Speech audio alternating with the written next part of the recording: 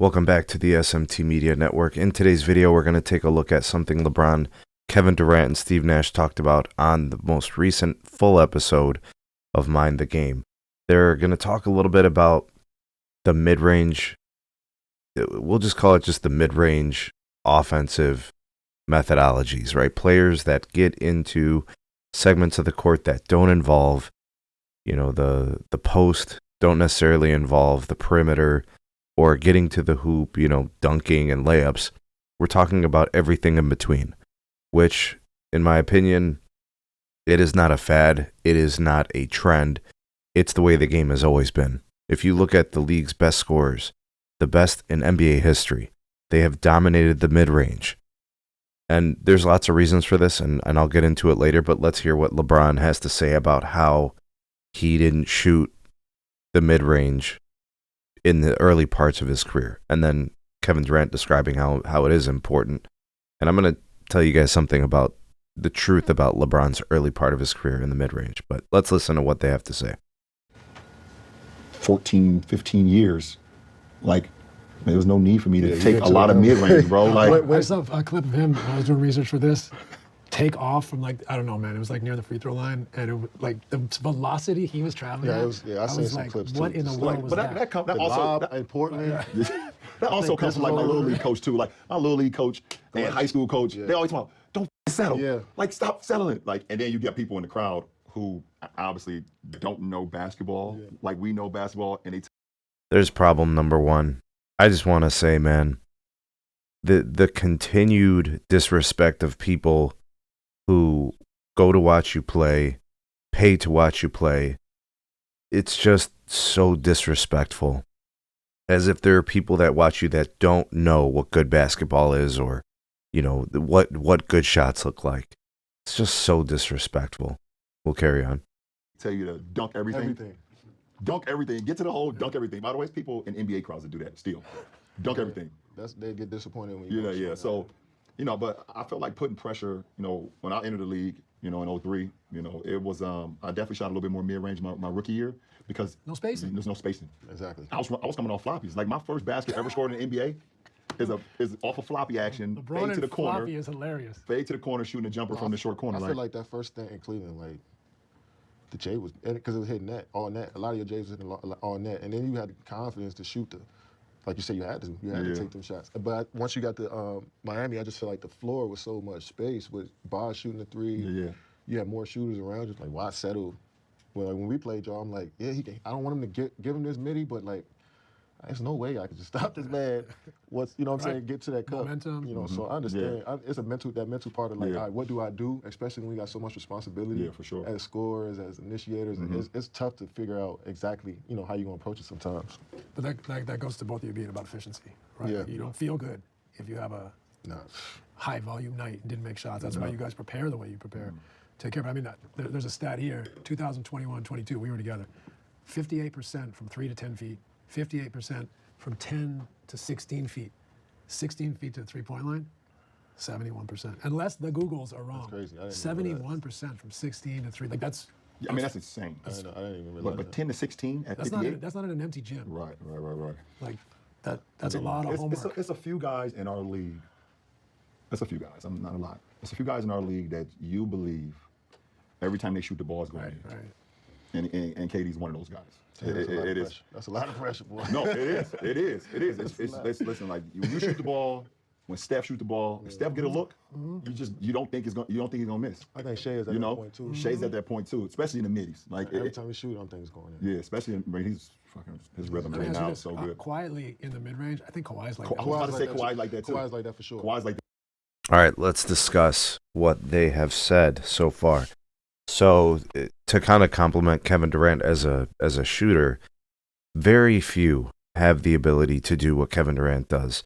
He's lethal in terms of accuracy and precision. The ability to get to his spots. Of course, he's basically unblockable at 7 feet tall with that height, the length, and the ability to consistently make shots. Even the best defenses can't do much to stop Kevin Durant. This is why Kevin Durant's so efficient. He's a prolific shooter, and he's almost impossible to block his shot and defend him. It's really hard to make him uncomfortable. It's hard to prevent him from getting to his spots. That's like the physics part of it. Now, when it comes to LeBron and the early part of his career, he's not telling you the truth. He's trying to change the way his history of his career played out. His early days in Cleveland, you can go back and watch the games. You will see how he played. His strength was always has been, still to this day. His strength is in transition, where the defense is on the back heel, where the defense can't set. When a defensive player sets in to defend and has the support of the players around him, his teammates, it allows the defense to be stronger. It's like having, like a chain where all of them are together. When you break the chain and you lose links, it gets weaker, right? So that's always been how good defenses have played LeBron. It's collectively as a team, because one guy really can't defend LeBron or stop him from getting to the rim, right? Or stop him in transition. That's especially difficult to stop. You really can't. And refs blow whistles, right? So if you touch a guy in the league, it's an automatic foul if it's, how they officiate the games. But LeBron was not a good shooter in the beginning part of his career. Year 1, year 2, year 3, not reliable at all. In fact, when the Cavs got to the finals in 2007, the Spurs allowed him to be a jump shooter. They kept him out of the paint, they boxed him out, they put a good defender on him, and then they supported him with with other players in the paint. And that's the way it was for the entirety of the first half of his career, maybe more, right? So I would say that once he got to the last couple of years in Cleveland in the first stint, the jump shot was getting better and more reliable. It got even more reliable and better in Miami. It still wasn't great. You look at shot charts, you will see where he made most of his shots. It was always in the paint area.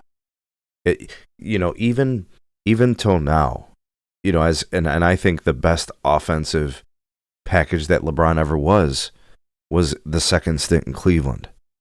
His jump shot was actually the most reliable. I remember seeing it, along with his physical ability. That was the best combination. He was hitting fadeaways. The footwork had improved.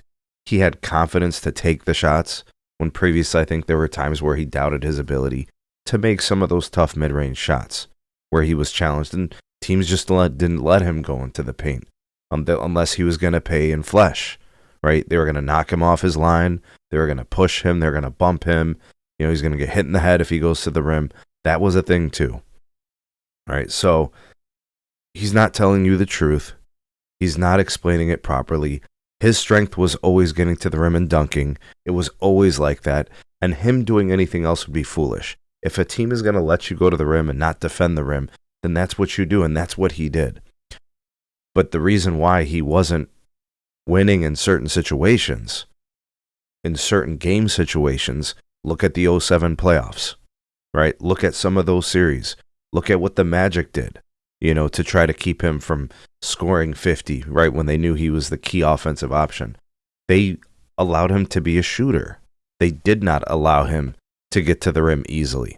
That's how teams have always defended LeBron. That is the only way to defend LeBron. And yes, if you can hit a mid-range, it adds an entire new threat to your arsenal, because it's almost you can't defend it, because you have to defend the threat of a player that's that good that can attack the rim. You have to defend that primarily, because that's going to be an easy shot if he gets to the rim. So you can't give him that. So you quote unquote give him the mid-range, and you live with the results. Teams did that for years. They gave LeBron the mid-range. Not that they didn't defend him, right? For some years, they really just allowed him to shoot, and he never really made teams pay. So a little bit of disingenuous speak here from LeBron. He's not telling the truth. His mid-range and his jumper was trash for a long time. It got better with time. It was much improved by the time he got to Miami, and then going into a second stint in Cleveland. And of course, with the Lakers now, if you watch his film, you see, games where he's taken 6-7 threes. The mid-range is, it's kind of an afterthought. So, he's not really telling the truth there either. Talking about analytics and, it's either layups or threes. He has been the epitome of analytics since the Golden State Warriors started winning championships. He has tried desperately to show that he's been competent in three-point shooting. And then his primary shots are threes and dunks. Those are his primary shots. His mid-range has always been an afterthought. It has never been his primary weapon. But times in his career where his mid-range was reliable, that is when he was at his peak offensive powers. Anyways, that's the truth. LeBron caught capping on the Mind the Lies podcast. Let me know what you think of all this. Drop me some comments, like, share, subscribe, check out some more videos. We'll see you guys soon on the next one.